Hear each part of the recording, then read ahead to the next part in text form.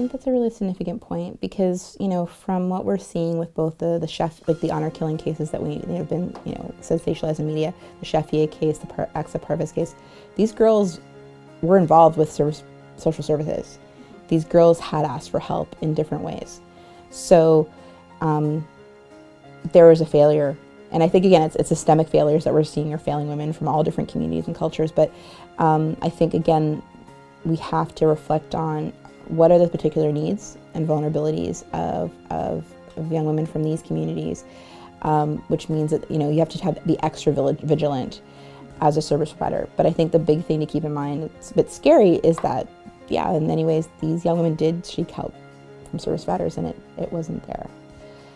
So that's why the onus really has to be on social services, as much as this idea of, look, we're going to change the communities. It's like, well, no, look at these girls, the social services also have to change as well. I think the problem is that seeking help itself could be a trigger for violence, as we know in any other situation, right? Like domestic violence situations, the same thing. You then also have people not respecting your choices.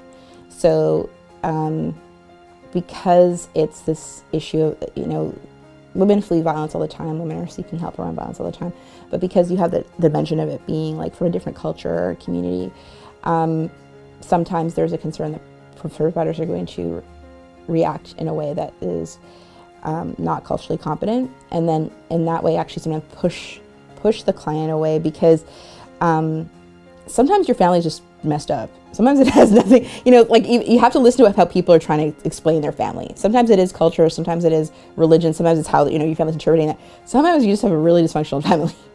And service providers have to be able to listen, just like you'd listen to any other client. You have to be able to listen to what this person's saying about the dynamics of their family and what they need help with.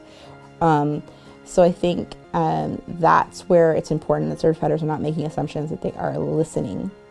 I think as service providers, we need to understand that, yes, the dynamics of this sometimes are quite different because you have a whole community of people involved when usually, when we're dealing with situations of violence, it's immediate family maybe, and then usually just one partner, romantic partner. But in this situation, it's like, okay, so your uncle, your dad's uncle is somehow important and all, like, why is he important? And he doesn't even live in this country. Like, you have to understand, like, this girl's gonna explain to you this whole family dynamic. You're just like, I have to now create a family tree of how all these factors fit in, but you need to listen to it and not jump to conclusions or assumptions, because also sometimes in listening you might find there's an ally. It's actually, okay, well, your mom's uncle might have your back, and so you have to be walking through, because if you don't listen to what the client's saying, as you should be doing anyways as a provider, you might also not be able to help them find potential solutions that can match what they need. Because again, what we're also seeing is that sometimes a girl does leave. She ends up on Ontario Works and she ends up in a shelter, and a few months later she is back with the family because she could not handle that. Take a girl from her family where it's like uncles and aunties and cousins and everyone, and then put her in a shelter somewhere on Ontario Works, and you don't think that's going to be traumatic as well. We have to understand that we have to have a better understanding also of what we're taking people from. And because that's another thing that we're seeing. We're seeing people being like, I can't handle this. I can't handle being alone. In this way, I will rather go back to my family and face even maybe serious violence than put up with this, because this is too much. At the same time, it's not only the family. Say, for example, if the girl is dating someone who she thinks that she will be marrying and having a future with, he might not be allowing the fact that she's leaving her family. Be like, okay, well, if I'm gonna marry you, how am I gonna bring my father or my family to come propose? Like, I can't marry you if you don't have a family of your own. Or how would I know that if you're leaving your family, how would I know that you're not gonna leave me? So you always have to think back as a service provider of every single person, like as the woman, like every person who's in her life, like how would they react, So you have to always double think and ask questions of like, okay, well, maybe you didn't bring this up, but what do you think if your boyfriend or your future fiance, what would he say, or how would he react? Moving out without notice is something like very shocking to the family. That would definitely bring down their honor. They can go on a hunt to kill their daughter. So that kind of advice, something that's very dramatic, shouldn't necessarily be given out to someone who is always with their family and always gets their help as like financially, as a provider, any way. That just say like, oh, you're just fresh off the boat, you're just done high school, like, oh, just move out. Why would you not want to move out? Like you're 18 or something like that. I don't think that should be given out as advice. Maybe just try to negotiate. Why don't you have a conversation with your family of, this is what you think and this is what your goals are, or this is what you want.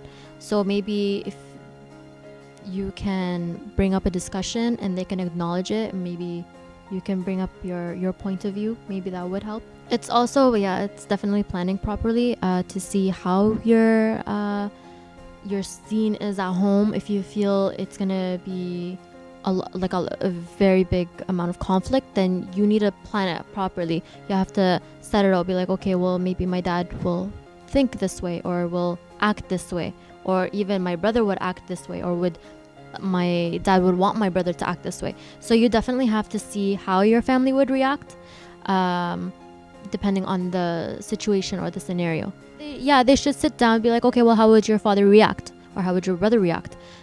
They should definitely ask more questions about how, like, what things are happening at home, instead of, oh, well, you could go on Ontario Works and live alone. It's not that easy. That's the thing too, where it's almost like you have a very short bit of time, but you can't expect that this person's going to be coming back again. And frankly, I think that exists for any kind of encounter we have. But definitely when you have all these other things at play, whether it be these cultural dynamics, maybe even also like they're going to be on a plane next week to another country to get married. You need to give as much as you can in terms of information as possible, but also take in as much as you can. And that can be very hard. But we that's probably one of the, frankly, I think service providers should be looking that way in any situation, but definitely sometimes the way things are set up, it's like, well, they can just call back, or they could just drop in, or it's like, well, no. Like, they could have been risking their lives just to make this phone call. So it's very important to prepare, and maybe even, through even some of the course of the site, we can be building templates. It's like, what are the questions you need to ask? What are the key questions you need to ask to figure out the situation and assess the level of danger as well this person's in. But also, what should you give them that's a takeaway? Can you give them something that's a takeaway that at least they have with them? Even if that's the last time you speak with them, they had something that they can work with.